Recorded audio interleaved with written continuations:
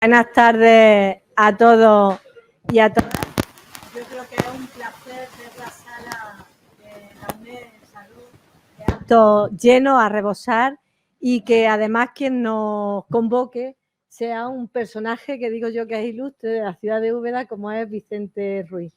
Yo tengo que decir que para mí es un placer y antes de dirigirle unas breves palabras, porque hemos venido para escuchar a Carmina y a Vicente, sí quiero saludar a quienes acompañan y quienes me acompañan en la mesa. En primer lugar, al director del Centro Asociado de la UNED de la provincia de Jaén, a Manuel Valdivia. Muchas gracias por abrirnos tu casa, Manuel, y por la colaboración que siempre tienes con esta ciudad de Úbeda y con el ayuntamiento. Por supuesto, al autor que hoy nos reúne, a Vicente Ruiz, que como he dicho, para nosotros es un personaje ilustre de la ciudad de Úbeda. Y a quien va a participar en la presentación, a Carmina Martínez, que es una divulgadora y globera gastronómica y con la que comparto lazos de pasión en torno a la cocina. Con lo cual, muchísimas gracias, Carmina, por acompañarnos y ser quien presente el libro junto con Vicente.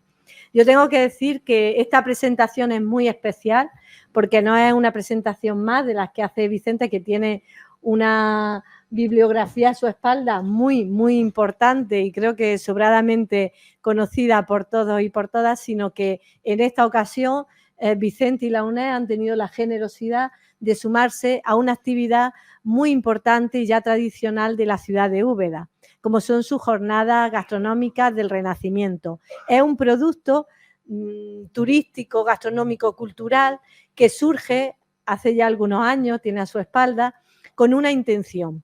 Y es que turísticamente Úbeda tiene unos meses de temporada muy alta y unos meses en los que los turistas, pues, los números no son todos los positivos que quisiéramos, ¿no? Afortunadamente esa tendencia va cambiando con eventos como esta jornada gastronómica. Entonces hay unos meses que quedan descolgados entre la Navidad y la Semana Santa, como son enero y un poquito febrero.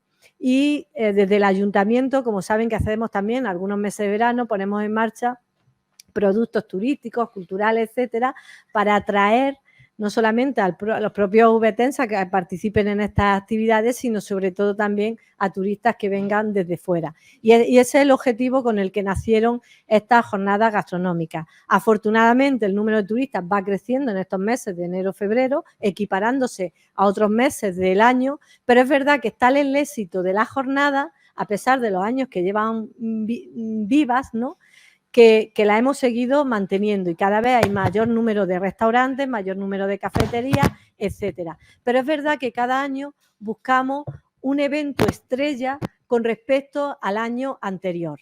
Y este año hemos querido que el evento estrella de esta jornada gastronómica sea precisamente la presentación de este libro que acaba de salir del horno casi, ¿no?, de Vicente, de nuestro historiador, en la ciudad de Úbeda, y que ha tenido la generosidad, como he dicho al principio, de que esta presentación se hiciera en el marco de esta jornada, sumándose a todos los eventos que componen la programación de la jornada gastronómica. Es el inicio de dicha programación. Hemos querido hacerlo, pues, a lo grande.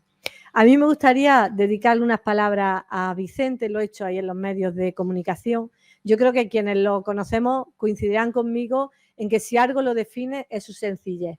Es decir, es una persona muy, muy sencilla, muy tratable, muy cercana y, sin embargo, yo creo que esa sencillez, esa cercanía esconde una grandísima profesionalidad, una grandísima inteligencia y una grandísima capacidad de investigación, de narración, etcétera, ¿no?, como demuestra la gran bibliografía de libros que atesora a su espalda.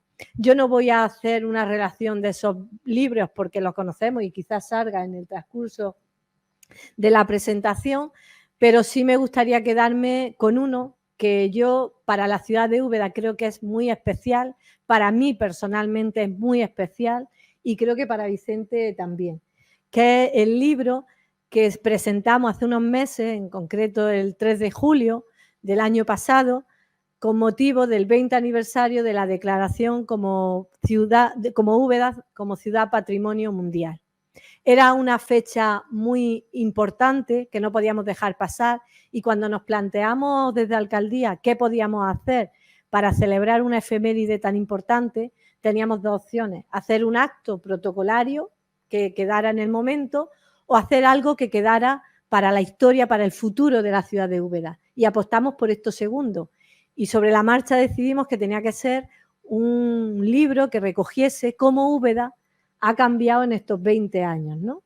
Hablamos con Vicente, hicimos, y créanme que fue así, un atraco a mano armada, porque le dimos 3 o 4 meses, creo que fueron, muchos son, para que hiciera este libro. Fue capaz de hacerlo. Además, no solamente se ciñó a lo que nosotros entendíamos que tenía que ser, sino que aportó una gran riqueza de la parte toda histórica, que en un principio no la habíamos contemplado, y cuando él la propuso a mí me pareció maravillosa y que no podía apartar de esa publicación, y el resultado final yo creo que muchos ubetenses lo tienen, o a través del QR al que se puede acceder a través de este código QR al libro, o físicamente como lo tenemos algunos, ¿no? Con lo cual estoy pues muy, muy agradecida de manera personal, pero especialmente también en nombre de la ciudad de Úbeda. Yo ya no me voy a extender más, pero sí agradecerle a Vicente esa generosidad que tiene con la ciudad de Úbeda. Primero, haciéndose cargo de este encargo de atraco a mano armada que le hicimos y que lo hizo maravillosamente bien, y segundo, por querer ser parte de estas jornadas gastronómicas con la presentación de su libro. Y termino con una recomendación. Yo lo tengo desde hace una semana y media posiblemente, no lo he visto al completo, no lo he leído al completo, pero sí lo he ojeado y les puedo decir que lo recomiendo encarecidamente para que se hagan de él, porque va a merecer la pena. Sobre todo, les guste la cocina porque les guste degustarla, y a quienes les gustan cocinar, pues también. Para todos los gustos está el libro. Enhorabuena, Vicente, y te deseo lo mejor para el futuro, que sea un escalón más en esta carrera profesional que tiene, y agradecerte también la labor que realizas junto a Manuel al frente de la UNED en Jaén, porque estáis contribuyendo también muy positivamente al desarrollo cultural de la ciudad de Úbeda por la parte que nos toca en colaboración con la UNED. Y ahora sí le paso la palabra a Manuel Valdivia. Muchas gracias.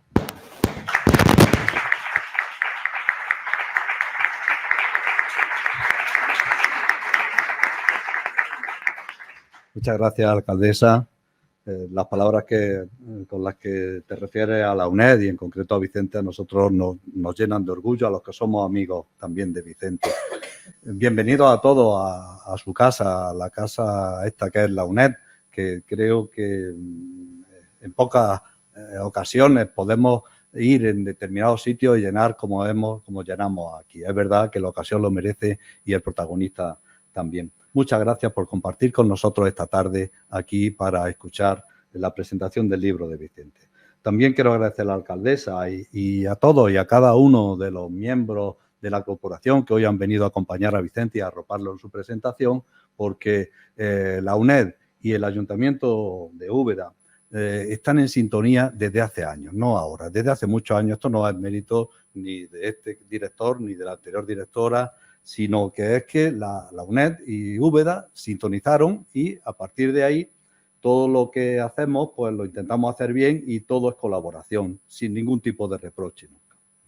Pero a esta relación que ha tenido la UNED con Úbeda se le suma ahora y la enriquece el nuevo secretario, Vicente Ruiz García. Yo creo que Vicente ha venido hoy aquí a hablar de su libro, pero ustedes me van a permitir que yo hable un poquito, porque venimos a escucharlo a él y su libro junto con Carmina, de Vicente. Vicente se ha incorporado a esta dirección en el mes de julio del año pasado, que es una dirección colegiada, digamos que aunque es secretario y director, ya les puedo decir que Vicente está al frente de muchos proyectos que llevamos aquí a cabo. Todos conocemos a Vicente por su capacidad de investigación y por su gran producción en cuanto a libros y demás. De hecho, el primer año que yo estuve aquí como tutor, presentamos un libro, El navío de San Justo, y a partir de ahí, pues, le he seguido toda su producción. Pero esto que está contrastado, quedaba a lo mejor por contrastar cómo iba a ser su capacidad de organización, su capacidad de gestión al frente de una institución como la UNED. Y tengo que decirles que no nos equivocamos cuando pensamos en Vicente para que asumiera la secretaría. En Andújar acaba el alma mater, además el coordinador de un seminario de la fauna ibérica, los tesoros de la fauna en Andújar, que ya les recomiendo para que se puedan inscribir, que va a ser un lujo. Y digamos que ha sido él quien lo ha organizado. En Linares acabamos de cerrar, tenemos ya programada una jornada acerca del patrimonio industrial y el futuro de la minería en Linares. Esta misma mañana hemos cerrado 3 cursos de verano. Los cursos de verano llevan mucho tiempo, pero Vicente ha puesto uno encima de la mesa y ha sido asumido inmediatamente por el alcalde de Alcalá y todo el grupo, que tratará sobre el vino, también sobre gastronomía, además de otro curso, ya se lo adelanto, sobre salud mental y uno sobre el futuro de la justicia en España. Son los 3 cursos que tenemos programados y Vicente ha colaborado muchísimo. Pero es que, claro, no se olvida de Úbeda porque él lo lleva continuamente. Ha sido capaz de traer para este curso también un congreso de jóvenes investigadores, que es la segunda parte, la tendremos aquí en Úbeda. Estamos programando y él tiene mucho que ver en esto, un congreso de mujeres escritoras en el siglo XVI y XVII. Estamos programando porque, no lo he dicho, pero es también el subdirector del Centro de Estudios del Renacimiento, que pertenece al Ayuntamiento. Con esto les quiero decir que Vicente no solo está ahí, lo conocíamos como un gran productor, sino que es también un gran gestor y ya digo que para nosotros, para los que estábamos en la UNED, ha sido un acierto traerlo a nuestra dirección. Pero créanme, su corazón siempre estará en Úbeda, siempre. Él siempre pone como ejemplo en Úbeda. O a lo mejor me equivoco, lo tendrá que decir Vicente, a lo mejor está en Los Barcos, no sé. Bueno, gracias, compañero. Muchas gracias, amigo, por estar aquí, por volver a presentar un libro tuyo en la UNED y seguimos adelante.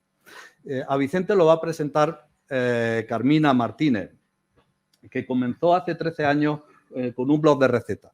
Carmina en la cocina, dedicado especialmente al aceite de oliva y a la cocina tradicional. Este blog le llevó a realizar diversos cursos y talleres sobre fotografía, aceite de oliva en las redes sociales. Es la vicepresidenta de la Cofradía Gastronómica El Dornillo, en quien tenemos hoy aquí algunos miembros que son precisamente de mi pueblo, porque esto sale de Valdepeñas de Jaén, a quienes le agradezco especialmente. Permítanme le agradezco que hayan venido a acompañar a Vicente. Como digo, es vicepresidenta de la Cofradía Gastronómica El Dornillo, miembro de la Academia de Gazpacho Andaluz y miembro de la Junta Directiva de la Federación Andaluza de Cofradías y Asociaciones Gastronómicas. Participó en la organización del 7º Congreso FECOAN, celebrado en Jaén en mayo del 21, que estuvo dedicado a la cocina histórica de Andalucía, en el que también estuvo presente Vicente, a partir del cual se ha ido interesando en la historia de la gastronomía y buceando en numerosas publicaciones y libros como el que hoy venimos a presentar. Yo le dejo ya la palabra a Carmina y a Vicente y solo les quiero hacer un recordatorio. El día 22 tenemos aquí, en el marco del aula de literatura, en el que tiene que también mucho que ver Vicente, a José Calvo Pollato presentando su libro El año de la República. Están ustedes todos invitados y nada nos gustaría más que volver a tener el salón como lo tenemos esta noche. Muchas gracias.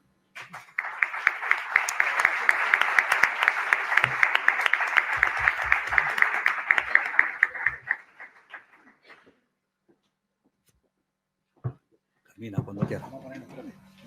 No, coge el micrófono aquí.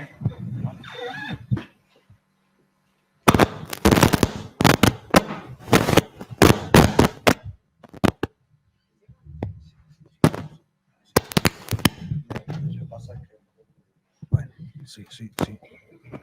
Este no fue, este está apagado. Bueno, pues antes de nada, alcaldesa, director, muchísimas gracias. A los asistentes, gracias por haber venido. Me da la impresión de que no tengo que presentar a Vicente, de aquí todo el mundo lo conoce, ¿no? Porque Vicente, pues, es huetense, es doctor en Historia por la Universidad de Murcia, licenciado en Geografía e Historia y graduado social diplomado por la Universidad de Granada, secretario de, como ya habéis visto, del Centro Asociado de la UNED de la provincia de Jaén, que también es profesor y tutor del mismo centro en el grado de Historia. Tiene una amplísima... muchísimos libros publicados, por ejemplo, de Segura Trafalgar, Las naves de las Cortes, Los pontones de Cádiz y la Odisea de los soldados derrotados en la batalla de Bailén, La aventura del navío San Justo, Los arsenales del rey, La provincia marítima de Segura y la Marina de la Ilustración, Cocina a bordo, que me encantó, El navío Oriflame y su tiempo, Españoles contra el escorbuto, Retrato de un aniversario, como ha dicho la alcaldesa, Úbeda 20 años después, El mar, el aceite de oliva y la primera globalización, Historia naval de Alicante y su provincia en la Guerra de la Independencia. Luego, todo esto, además, le han reconocido con numerosos premios, como el Virgen del Carmen de la Armada Española en 2 ocasiones, en 2008 y 2023, el Premio Internacional Ciudad de Benicarló de Cocina, Salud y Sostenibilidad, en 2 ocasiones también, en el 2020 y en el 22, Premio de Investigación Histórica Naval Miquel Linares Barceló, en el 2022, el Premio de Monografía Nuestra América en el 2020, el Premio Internacional García Diego de Historia de la Tecnología en 2019, el Premio de Investigación Cronista Cazabán en 2021, Premio Juan Antonio Cebrián de Divulgación Histórica en 2015, el Premio de Ensayo Pablo de Olavide y el Espíritu de la Ilustración en 2015, el Premio Iberoamericano del Mar Cortes de Cádiz 2013, el Premio de Investigación Historiador Jesús de Haro en 2012, el Premio Internacional de Investigación Histórica Fundación Foro Jovellanos del Principado de Asturias en 2011. Además, es asesor de la Cátedra de Historia y Patrimonio Naval de la Universidad de Murcia, Armada Española. Ha publicado una decena de artículos científicos y en revistas como La Aventura de la Historia o Desperta Ferro. También ha participado en programas de divulgación histórica como La Rosa de los Vientos en Onda Cero, Ser Historia de Cadena Ser o Esto me suena en la cocina de Radio Nacional de España. Vicente, bueno, por supuesto, lo primero es enhorabuena por el inmenso currículum que tienes y además porque yo creo que tú tienes o un clon o un hermano gemelo porque tienes una increíble capacidad productiva que además, como hemos visto, casi siempre está centrada en la historia naval, ¿no? Pero bueno, vamos al que nos ocupa, que es el mar, el aceite de oliva y la primera globalización, que ya os aviso que os va a encantar porque se lee en una tarde, es muy ameno y además tiene una fotografía muy bonita. Bueno, al lío. En tu introducción nos habla del monte... Bueno, antes de la introducción, de las preguntas que quieras hacerme, me gustaría, porque bueno, después de tantas palabras, claro, pues primero agradecer bueno, a todos los miembros de la corporación que han venido a acompañarme, a, por supuesto, compañero, amigo y director, Manuel, muchísimas gracias por tus palabras, muchas gracias, Tony, por tus palabras, muchas gracias a ti también por tus palabras. La verdad es que me abrumáis la cantidad de cosas que habéis dicho de mí. Luego llego a mi casa y mi hijo me pone en mi sitio, me dice que estoy sobrevalorado, eso también es verdad. Pero bueno, por lo menos disfrutaremos de este momento y también quiero agradecer, eso sí, a cantidad de vecinos, amigos, compañeros, antiguos alumnos y gente y lectores que no me conocen, que también la verdad es que es muy de agradecer. Así que, antes que nada, pues quería agradecer la presencia de tantísima gente. Veo además amigos que se han quedado fuera, que no pueden, ni siquiera han podido sentarse y la verdad que para mí es un auténtico honor y un placer, y espero que no defraude este ratico, que sobre todo es para intentar aprender o pasarlo lo mejor posible. Y ahora, Carmina, cuando tú quieras, vamos adelante. Venga. Se Bueno, oye bien, ¿no? pues, Sí. Lo que te estaba diciendo, en la introducción hablas del Monte Testaccio, en Italia, en Roma, como prueba de la importancia del aceite de oliva en el Imperio Romano y la ruta que desde el Valle del Guadalquivir y del Ebro había para transportar ese producto hasta Roma. Pero el Imperio Romano no fue el descubridor de las bondades y las cualidades del aceite de oliva, ¿no? Bueno, él ha hecho referencia al Monte Testaccio, del que hablo en la introducción, ¿no? Y antes me gustaría poner en contexto lo que trata el libro un poco y efectivamente qué es el Monte Testaccio. En Roma, en la ciudad eterna, hay un monte artificial que se llama Testaccio. Es un monte que formaría parte de esa ciudad de las 7 colinas, sería como una 8ª colina, pero es artificial. Artificial porque está formado por nada menos que 26 millones de piezas de cerámica, de trocitos de cerámica que en su día formaron parte de ánforas globulares que además llevaban en su interior aceite de oliva. Un aceite de oliva que procedía de los olivares de la Bética, de esa región que había en Hispania, que hoy formaríamos parte de ella, y desde allí el aceite de oliva llegaba, una vez que había sido molturado de aquellos olivares que habían sido trabajados con manos firmes y musculosas por aquellos campesinos, libertos, esclavos incluso de la vieja Iberia. Una vez que se molturaba la aceituna, que además se hacía de una forma muy parecida a cómo se hacía hace tan solo unos cuantos años, ese aceite se envasaba en una ánfora que a su vez se embarcaban en lanchas fluviales que bajaban por el río Betis hasta llegar a la ciudad de Hispalis, actualmente Sevilla. De ahí se embarcaban nuevamente en grandes naves, en galeras, que llegaban hasta el final del río Guadalquivir, en su desembocadura. Desde ahí se dirigían hacia el norte, hacia el septentrión, para intentar abastecer a las legiones romanas que se encontraban en los límites del Imperio Romano. Otras lo que hacían era dirigirse hacia las columnas de Hércules. Y desde allí llegaban hasta los puertos del Mediterráneo, hasta el puerto de Ostia, en Roma. Y una vez que llegaban en Roma, aquellas ánforas, que por cierto estaban hechos por las manos diestras de viejos alfareros de la época, que además es muy curioso porque en esa ánfora la arqueología ha descubierto cómo se encontraba el nombre del alfarero, el dueño del olivar, en definitiva, bueno, una especie de código de barra. Y una vez que llegaban al puerto de Roma y una vez que ya se vaciaban, aquellas ánforas se rompían en 1000 pedazos. Y hoy queda como testigo ese monte, el Monte Testaccio. Desde el puerto de Ostia luego se iban llevando al resto del Mediterráneo, a otros apostaderos. Lo que quiere decir que los romanos ya emprendieron ese camino de la primera globalización. No hay ningún elemento que sea más propio de lo que se llamó, o lo que historiadores llamamos la romanización, que el aceite de oliva y el latín, como elementos unificadores del Imperio Romano. Los romanos fueron los que digamos, le dieron publicidad, le dieron difusión al aceite de oliva, pero como tú bien has preguntado, no fueron los romanos los que trajeron a la península el aceite de oliva, sino que fueron otro pueblo de la antigüedad, los fenicios. Una talasocracia que a través del mar, y de ahí el mar, el aceite de oliva y la primera globalización, llegó hasta la vieja Iberia.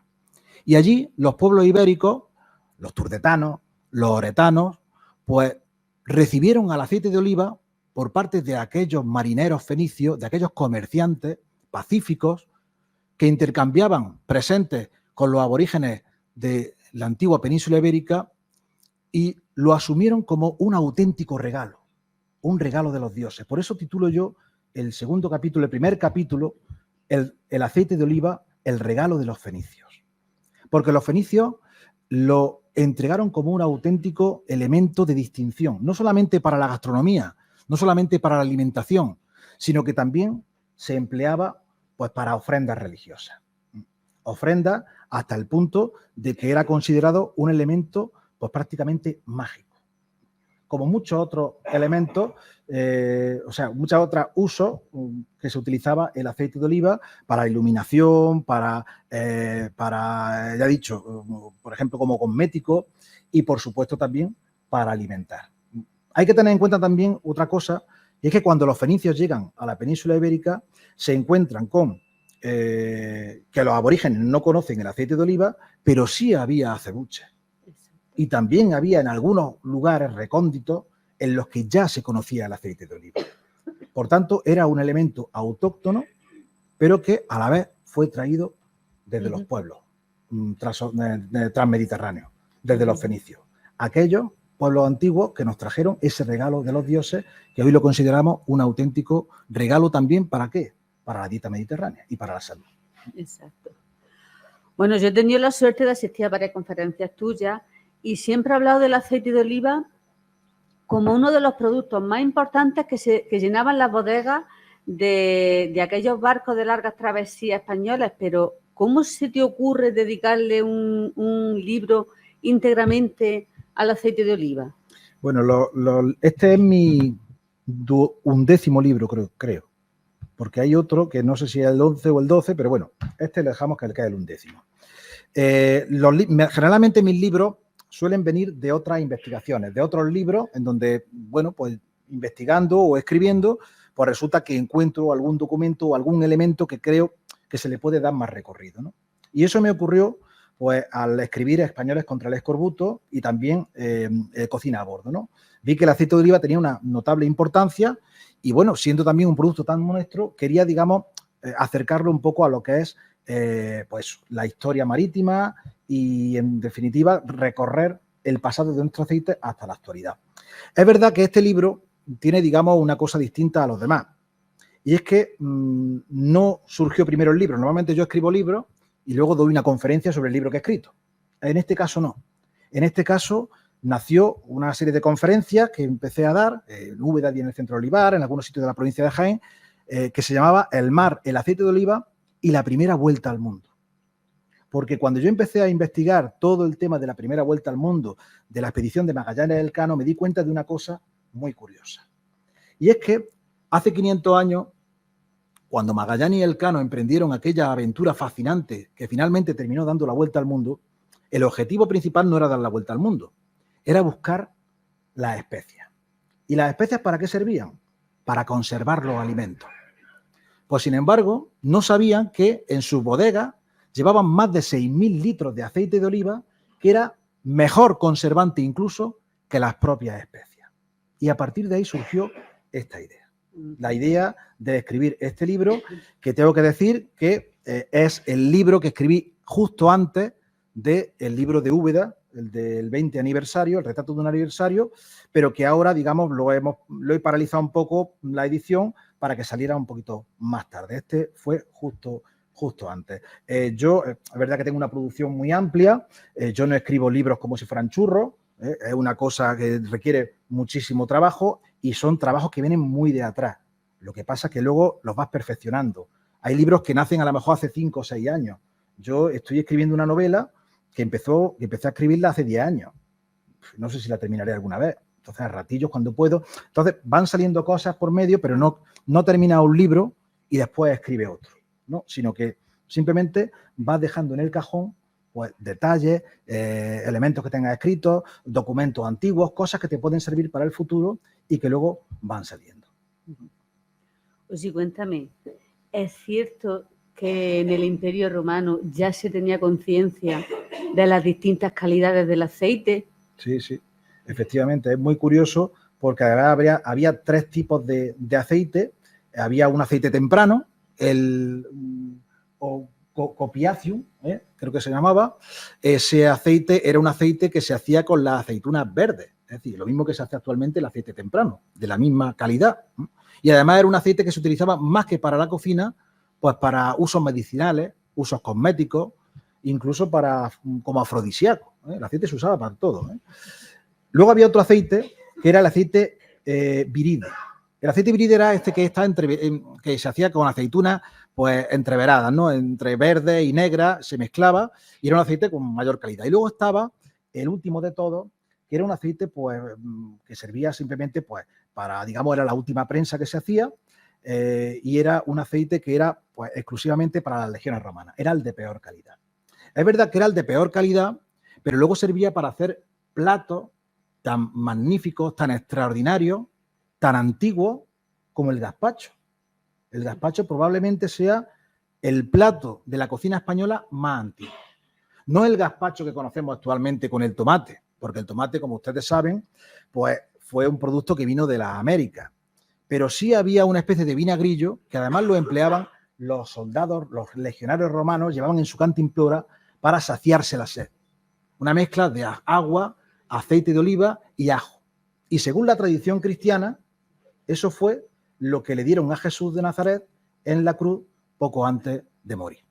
Por tanto, estamos hablando de una calidad del aceite que ya conocían los romanos, pero que tiene una tradición y además que se empleaba en productos y en platos, yo creo que tan exquisitos, tan maravillosos como el gazpacho, o el vinagrillo, como queramos llamarlo. Es curioso, ¿eh? Que ya se conocían esas distintas calidades. Tú hablas de la primera globalización como la que se produjo durante el Imperio Romano, pero luego la segunda no llega hasta que se afianzan las nuevas rutas marítimas hasta el continente americano y de ahí hasta Filipinas. ¿Qué pasó durante esos siglos? Pues ahí pasan muchas cosas. Para empezar, una vez que Roma, se produce la caída del Imperio Romano, comienza la Edad Media, vienen los visigodos y los pueblos godos ya comienzan a, digamos, a no gustarle tanto el aceite de oliva. Comienza, aunque es verdad que los visigodos en este caso siguieron las costumbres romanas, porque no hubo tampoco gran cambio, vinieron muy pocos, muchas veces se piensa que los visigodos, bueno, pues llegaron a millones, no, había a lo mejor 100.000 visigodos en todo el territorio y bueno, los hispanogodos, pues digamos que continuaron un poco las costumbres, pero es verdad que comenzó a ponerse de moda el cerdo, hasta el punto de que sería otra grasa, en este caso animal, la manteca de cerdo, la que iría sustituyendo paulatinamente al aceite de oliva, que poco a poco fue cayendo en crisis, aunque es verdad que los visigodos tuvieron poco tiempo, después llegaron los árabes y a los árabes digamos que les debemos gran parte de lo que es la cultura del olivo, la cultura del aceite. De hecho, gran parte de las palabras que se emplean relacionadas con el olivar y con el aceite proceden del árabe, ¿no? Aceite, alcuza, alpechín, almazara, son palabras que proceden de esa cultura islámica que sin duda hizo florecer también de nuevo pues esos campos de olivos que había pues en torno a la antigua provincia bética, pero que ya se extendían también, y en tiempos de los romanos, hasta toda la cuenca mediterránea, hasta llegar a la zona del Ebro. También, evidentemente, durante la Edad Media, bueno, pues tenemos otra cultura, que es la cultura judía. Aquí está Javier Zafra, que sabe bastante del tema, y los judíos pues también, digamos que emplearon el aceite de oliva para muchos usos, como los que he dicho antes, y sobre todo también para el uso alimentario, ¿no? Y luego después las cosas comienzan a cambiar. Comienzan a cambiar cuando bueno, digamos que hay factores religiosos que hacen que el aceite entre en declive, entre en decadencia y sea considerado pues un ingrediente incluso un tanto sospechoso de herejía. Sospechoso de herejía, ¿por qué? Pues porque tanto musulmanes como judíos, pues lo que hacen, aborrecen el cerdo y todos los derivados y por tanto no consumen carne de cerdo ni sus derivados, incluido la manteca de cerdo. Claro, todo aquel que única y exclusivamente tomara aceite de oliva, pues podía ser considerado, digamos, un hereje. Es verdad que en la cultura cristiana, en la Edad Media, el aceite de oliva se mantiene en algunos periodos, en la Cuaresma y también el viernes. Evidentemente, esos factores religiosos hacen que todavía se mantenga el aceite de oliva y que comience a convertirse en un elemento de distinción religiosa. Ahora estamos en la jornada del Renacimiento. En el Renacimiento el aceite de oliva cae totalmente en crisis, sobre todo la cocina de élite.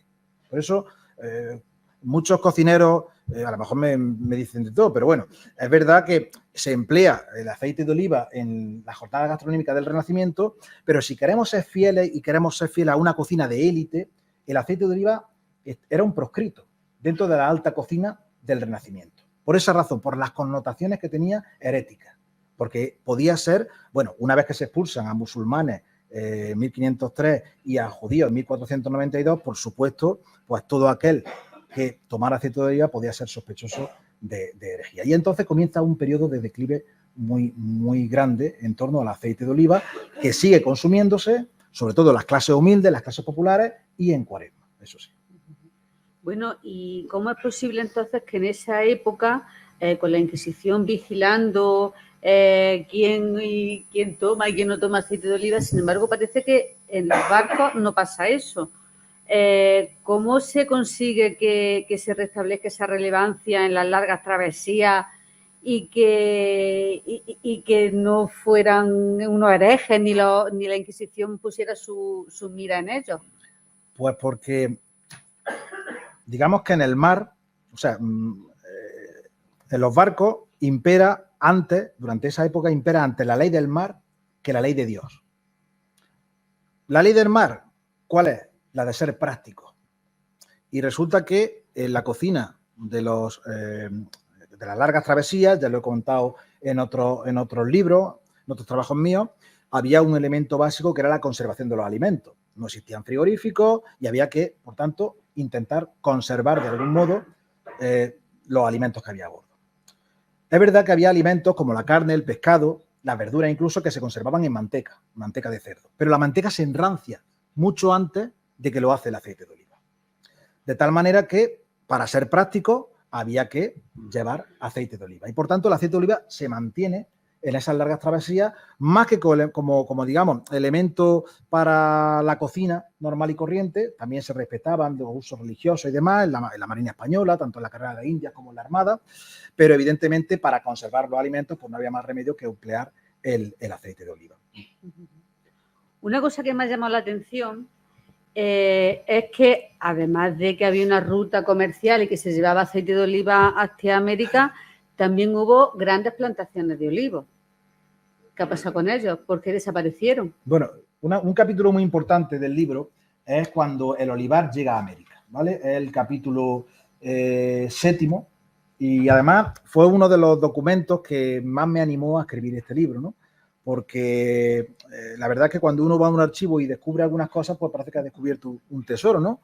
A veces incluso me llama la atención porque pega un salto, ¿no? De que ha descubierto algo interesante y bueno, en este caso lo que descubrí o lo que conseguí encontrar fue el documento en el que, digamos, se certificaba de algún modo los primeros esquejes de olivos que fueron a América, que fueron en 1520. En 1520,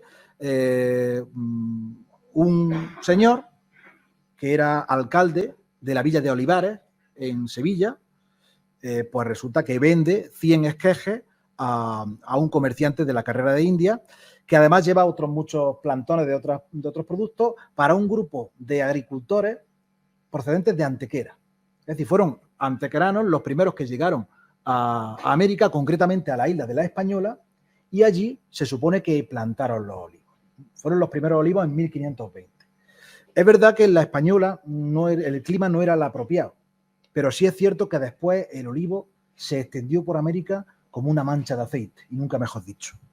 El olivo triunfó en México, en California, en Argentina y en Chile. ¿Y qué es lo que pasó? Respondiendo a tu pregunta.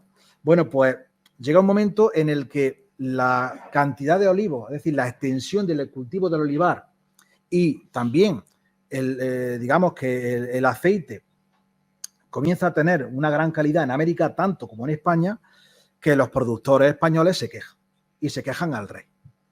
Y es entonces cuando finalmente convencen al rey Carlos III, ya en el siglo XVIII, para que tale todos los grandes olivos de la zona del Cono Sur, de Argentina y de Chile. Todos, salvo uno, que es el olivo de Arauco, que es un auténtico monumento natural que se encuentra en la región de Araucaria, en Chile, y que sin duda, bueno, pues es uno de aquellos supervivientes de la orden del rey Carlos III, que no quería que los digamos, productores españoles, agricultores, sobre todo comerciantes, bueno, pues no tuvieran beneficios económicos por culpa de la competencia de los territorios de los virreinatos americanos. Ya tenían poder Ya tenían los poder. comerciantes, Sí, sí, para... sí, sí, sí. Y luego una cosa también muy curiosa es no solamente el olivar se extiende a América, se intenta llegar a más sitios, en este caso a las Islas Filipinas, pero en las Islas Filipinas no triunfa el olivo. El clima, la climatología hace imposible que no triunfe el olivo, pero lo que sí es cierto es que los filipinos, o al menos las autoridades que había allí, estamos hablando de gobernadores, obispos, militares, etcétera, etcétera, sí querían seguir manteniendo, digamos, pues esa cultura del olivo y sobre todo la cultura del aceite de oliva para sus mesas y para sus despensas. Y es muy curioso porque, claro, o sea, hay registros de que el aceite llegó a las Islas Filipinas. ¿Cómo llegaba el aceite a las Islas Filipinas? Bueno, pues por ese proceso de globalización tan interesante que fue el que protagonizó España durante el siglo XVI, XVII y XVIII. Es decir, el aceite partía desde el mismo sitio, desde Andalucía, los olivares, que hay que decirlo también, hay que ser sincero y hay que decir que los primeros olivos que llegaron a América no fueron de la provincia de Jaén, fueron de Sevilla, fueron de la comarca del Aljarafe. Bueno, pues esos olivos, ese aceite llegaba también, lógicamente, envasado en tinajas de barro, por el Guadalquivir, por el puerto de Sevilla, bajaba hasta Sanlúcar, cruzaba el Océano Atlántico, llegaba al puerto de Veracruz, allí se desembarcaba y se cargaba en carretas que cruzaban todo el istmo centroamericano. Desde una vez cruzado el istmo centroamericano, llegaban a Acapulco, se embarcaba en el galeón de Manila y en el galeón de Manila bajaba hasta las Islas Filipinas. O sea, el proceso era realmente terrible. Y esto se demuestra mediante documentos históricos, pero también mediante la arqueología subacuática, que es realmente fascinante. ¿Y cómo se demuestra? Pues se demuestra porque, por ejemplo, hubo un barco, el galeón San Diego, que en el año 1600 se hundió, muy cerca de las costas de Filipinas. Y ese galeón pues, se hundió por culpa de unos piratas holandeses y al cabo de 350 años, 4 siglos después, pues es rescatado el cargamento y parte del galeón por un cazatesoro francés llamado Frank Godiot, que rescató parte del cargamento que había y bueno, después el gobierno español, la Fundación Caja Madrid, le compró una parte, le costó una pasta y hoy en la actualidad se encuentra parte de ese cargamento en el Museo Naval de Madrid. La parte más interesante, desde el punto de vista económico, artístico tal vez, son las porcelanas que se sacaron de aquel navío. Pero luego hay otra parte que es menos interesante y que está en los sótanos del museo, que son tinajas que están hechas de barro, de cerámica, de alfarero, y según los datos del Museo Naval, son tinajas de alfarero de cerámica del Reino de Jaén. Anda. Del Reino de Jaén, y yo diría que probablemente puedan ser de Úbeda, porque en el siglo XVI y principios del siglo XVII, digamos que la ciudad que mayor potencial de cerámica tenía en aquella época era esta. O sea que hay un resto muy interesante de la presencia de cerámica, posiblemente de Úbeda, pero seguramente del Reino de Jaén, hundido en las costas de Filipinas. Por tanto, es un reflejo de esa globalización, de esas tinajas que, por cierto, contenían aceite de oliva. Claro, luego terminar un poco la historia. Tenían aceite de oliva, lo que quiere decir cómo efectivamente ese recorrido era real. Pero es que luego después, claro, te das cuenta de lo siguiente, y eso sale después en el recetario. Filipinas es un país que estuvo bajo dominio, bajo soberanía de la corona española durante 4 siglos. Se perdió, como ustedes saben, en el año 1898. Sin embargo, apenas queda rastro de cosas españolas. Es decir, los filipinos no hablan español. Prácticamente no hay cultura. La religión sí, eso sí, porque la Semana Santa es un poco gore, ¿eh? Sí, se pega unos latigazos allí. Es decir, apenas se pueden ver restos, salvo la religión, ¿no? Y poco más. Sin embargo, si buceamos en el recetario, en la gastronomía filipina, pues nos encontramos un plato muy curioso que es el adobo de cerdo y pollo de las Islas Filipinas, que está hecho con aceite de oliva. Es decir, con ese poquito aceite de oliva que llegaba, bueno, pues esa cocina filipina pues llegaba de esa manera y, por tanto, de ahí un poco lo que es el aceite de oliva y la primera globalización, porque, sin duda alguna, el aceite puede considerarse como el elemento que manifiesta o que puede representar mejor que ninguno el mestizaje entre los productos del Nuevo Mundo y del Viejo Mundo. Es decir, aquí llegó el tomate, llegó la patata, llegó el maíz, llegó el tabaco, en fin, llegaron muchos productos. Pero los que realmente calaron en otros sitios fueron el aceite, bueno, y por supuesto el vino. Ese estaba claro que también tenía que calar. El aceite, el trigo y el vino. Ya no sé, ya me he enrollado, ya no sé ni lo que me has preguntado, pero bueno. También nos cuenta la importancia que tuvo el aceite de oliva para la prevención del escorbuto en los navíos en los españoles, ¿no? ¿Por qué España no se atribuye el éxito cuando Jane Lynn proclama ese descubrimiento? Bueno, antes habría que contar, yo creo que ya lo he contado en alguna ocasión, pero lo puedo repetir de una forma breve. Eso forma parte del descubrimiento, el descubrimiento no, el que los españoles fuéramos antes que los ingleses, digamos, los que aprendieron a prevenir el escorbuto, es una de las cosas que más, que más satisfacciones me ha dado, ¿no?, en la investigación, ¿no?, porque fue un documento que yo encontré en el Archivo de Indias de Sevilla, en el que se decía, bueno, que España, o que los españoles, que los navíos españoles, que los maestres de la carrera de India empleaban ya limones, zumo de limón, antes que los ingleses. Hubo un médico británico, un médico escocés, que decía que, bueno, el zumo de limón, después de haber hecho un experimento clínico, pues podía acabar con el escorbuto, que, bueno, todo el mundo sabe que se produce por la falta de vitamina C, que fue una de las mayores enfermedades de la historia naval de todos los tiempos, capaz de matar a más gente que todas las batallas juntas de la época, del siglo XVI, XVII y XVIII.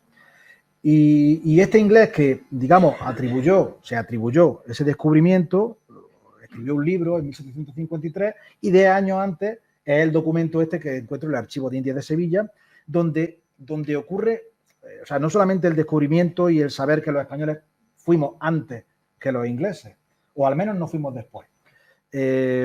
Lo que está claro es que hay un elemento también que me llamó mucho la atención, porque mientras que los ingleses, para conservar ese zumo de limón, lo hervían, de tal manera que perdía todas las vitaminas. Mi abuela me decía que hay que beberse el zumo de naranja rápido porque si no se pierde la vitamina, si lo calienta. Bueno, pues, claro, ¿cómo lo conservaban los españoles?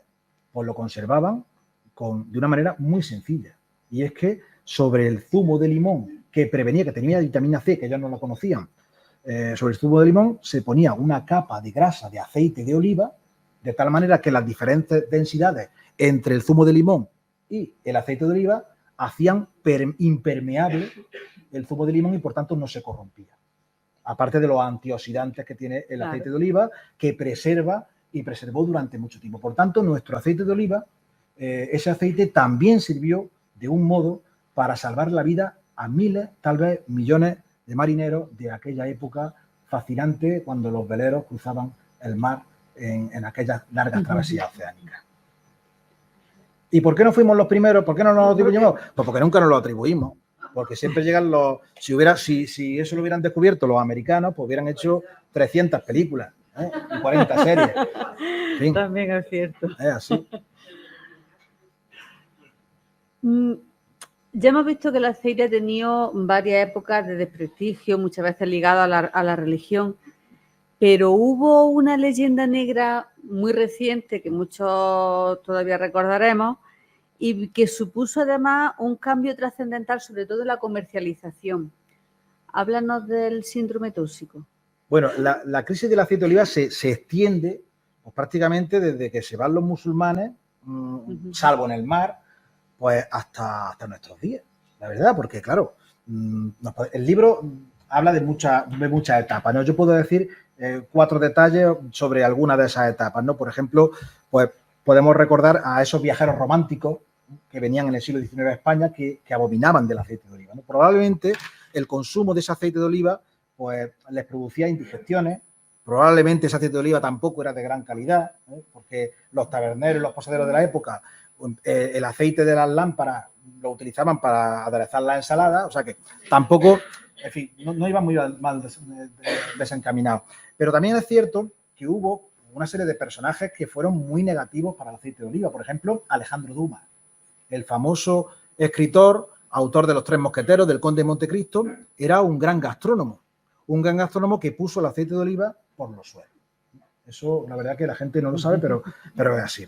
Luego hubo mujeres como Emilia Pardo Bazán, ya en el siglo XIX, que empezaron también otra vez, digamos, a difundir la cultura del aceite de oliva y a emplearlo en la gastronomía, en la alta cocina.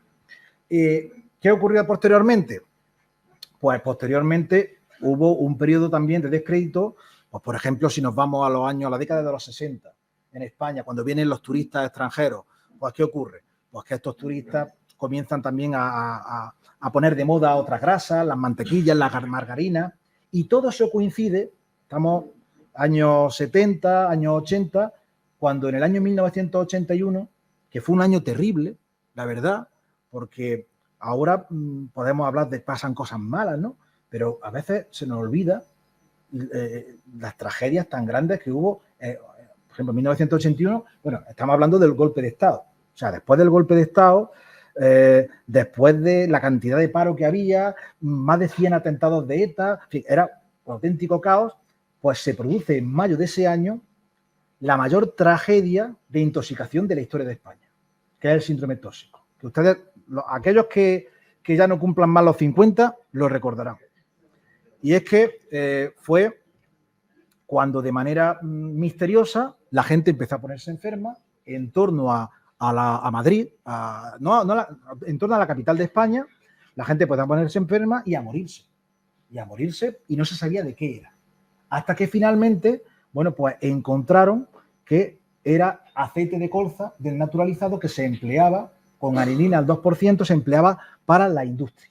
Entonces lo mezclaban con el aceite, pero lo vendían de manera ambulante como si fuera aceite de oliva en algunos sitios. Claro, era aceite de colza y luego después se supo que era aceite de colza, pero hizo un daño terrible al aceite de oliva.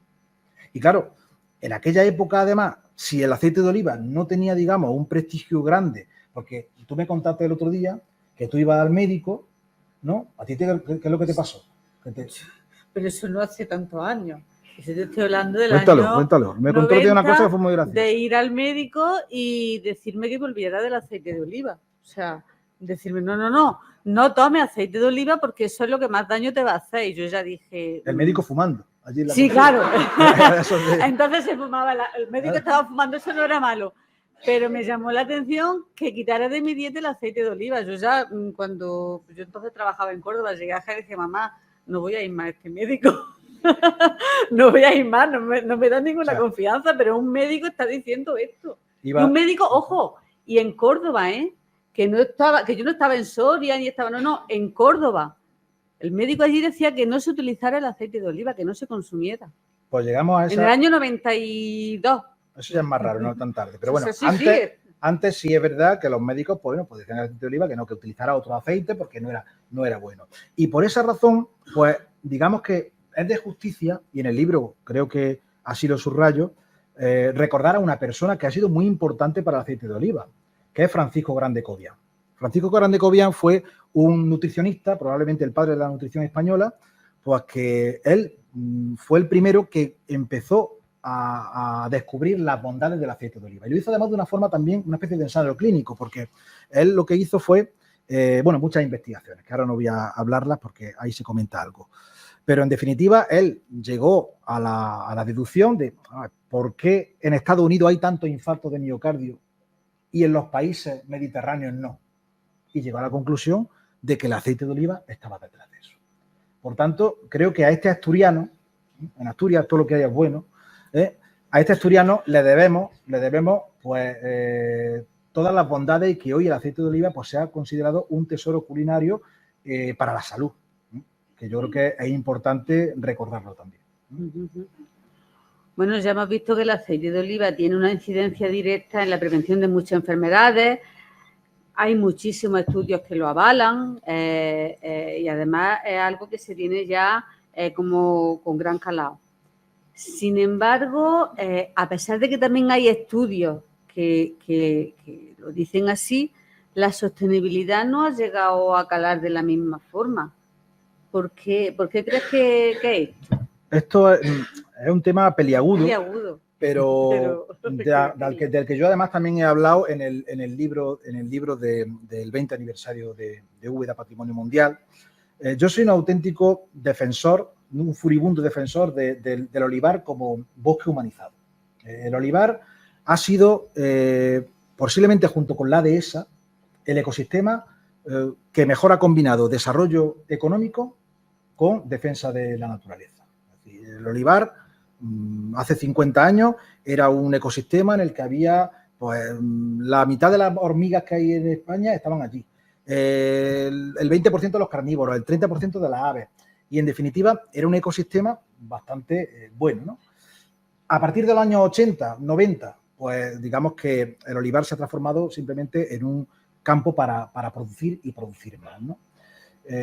Claro, yo entiendo que, claro, los productores de aceite de oliva pues podrán decir, bueno, en fin, hay que vivir de algo, hay que comer, pero también es verdad que hay estudios científicos que avalan lo que tú acabas de decir. Es decir, que manteniéndose la cubierta vegetal, primero, no necesitamos tanta agua, porque también hay que decir que estamos en un sitio, en la comarca, por ejemplo, de Úbeda, los datos que yo tengo es que el 92% del olivar que hay es de regadío, en una tierra que es estructuralmente o sea, que no llueve, y bueno, y mucho más ahora, ¿no? Probablemente, y está demostrado que en la Universidad de Jaén hay un programa que se llama Olivares Vivos, que mantiene la cubierta vegetal y muchos agricultores, digamos que están planteando esas prácticas. Por aquí está mi amigo y vecino Víctor, que él lo hace, que mantiene la cubierta, que sus olivares los mantiene vivos, que se pueden ver, como decía Antonio Machado, por el olivar se ve la lechuza volar y volar, y luego tiene un aceite que es excelente. Es una auténtica pasada, una maravilla. A ver, Víctor, ¿dónde está? Que no lo veo. Ahí está. Y es verdad. Entonces, no lo estoy diciendo yo porque me lo haya inventado, sino porque ya hay agricultores, jóvenes agricultores, que están emprendiendo, digamos, ese proyecto que creo que es muy interesante. Además, hay que tener en cuenta también que estamos en una tierra, como ya he dicho, de secano, no llueve apenas. Eso está claro, ¿no? Y yo, lo mismo que soy también un defensor furibundo del bosque ecológico que supone el olivar, que lo ha sido y que ya no lo es, o que no lo es del todo, en algunos sitios sí, poco a poco y cada vez más, también defiendo, es decir, que no salga ni un litro de aceite de la provincia de Jaén sin envasar. Entonces yo creo que ese sería también otro caballo de batalla, que evidentemente no debe ser fácil cuando no se consigue. Es verdad que se ha avanzado mucho. Yo recuerdo hace, no sé, 20 años que aquí había solamente una cooperativa que envasaba, ¿no? Aquí en la calle Nueva, la de Lara, o 20 o 30 años. Y ahora, pues la verdad es que veo que las cooperativas envasan, que ahora mismo hay pero todavía el 17%, si no me equivoco, la época de mayor cosecha. Por tanto, yo creo que la apuesta es porque el agricultor, digamos, que además cada vez lo ve más concienciado y además abaratará costes porque no empleará fitosanitarios, no se emplearán, eso también dará lugar a más mano de obra para poder arrancar la hierba de manera tradicional. No hace falta fitosanitarios porque ya tendremos aves insectívoras y todo el mundo saldrá ganando. Menos el que vende fitosanitarios, eso sí. El único ese caso. Discúlpeme si por aquí hay alguno, pero vamos. Es por lo menos mi idea. Bueno, al final del libro nos paseas tanto por la historia como por toda la geografía mundial, con una serie de platos a veces desconocidos, otros que los tenemos tan arraigados que los asumimos como algo exclusivo nuestro, ¿no? Y que además lo bonito de la receta es la historia que hay detrás de ella, ese mestizaje, eso que nos hace recapacitar sobre nuestra historia. ¿Cómo se te ocurrió ese recetario? Porque además me imagino que tendrá otros tantos de recetas por ahí guardadas como para hacer un segundo libro, ¿no? Las segundas partes no fueron buenas. Pero bueno, el recetario, bueno, pues el recetario tiene, en fin, es un conjunto, son 20 platos que, digamos, tienen como característica común el aceite de oliva, lógicamente. Unos son históricos, porque vienen de la época de los fenicios, de los romanos, los he extraído de recetarios antiguos, el de Apicius, el de Juan de Altamira en el siglo XVIII. Otros son también creaciones de algunas de las cocineras que participan en este proyecto. Y otros son, bueno, pues es curioso que hay platos, bueno, como por ejemplo el pulpo al olivo del Perú, ¿no? O por ejemplo el adobo, no, te lo he dicho, el del adobo cerdo de Filipinas, el arroz a la tumbada de México. O sea, son platos de la cocina, por ejemplo, en México la gastronomía mexicana es patrimonio mundial, como V de Baeza. No solamente nachos y enchiladas, también hay platos con aceite de oliva, como por ejemplo este arroz a la tumbada, que es una especie de caldero murciano, pero con un sofrito de aceite de oliva. O el arroz o el pulpo al olivo del Perú, que es un plato también curiosísimo que mezcla la gastronomía un poco de lo que es la esencia de Perú, que es una mezcla entre gastronomía andina, gastronomía japonesa, porque hay una influencia muy notable de los japoneses en Perú, y también la gastronomía procedente de España. Y entonces ahí está pues ese pulpo al olivo del Perú. O, por ejemplo, también, bueno, pues hay otros productos como la tortilla de patata a los estilos de Mira Pardo Bazán, una mujer increíble que hizo mucho por el aceite de oliva, por la cocina en general, y la tortilla de patatas, que es un plato universal. Por tanto, un plato que, bueno, que además mezcla lo que es la fusión de la patata viniendo de América y de lo que es el aceite de oliva y los huevos que venían de la península. Y luego también, por supuesto, y estando en Úbeda, pues no puedo terminar, no son 20 recetas, son 21, porque la que hace el número 21 es el ochío. El ochío. Y el ochío de Úbeda, pues es muy curioso. A ver. Bueno.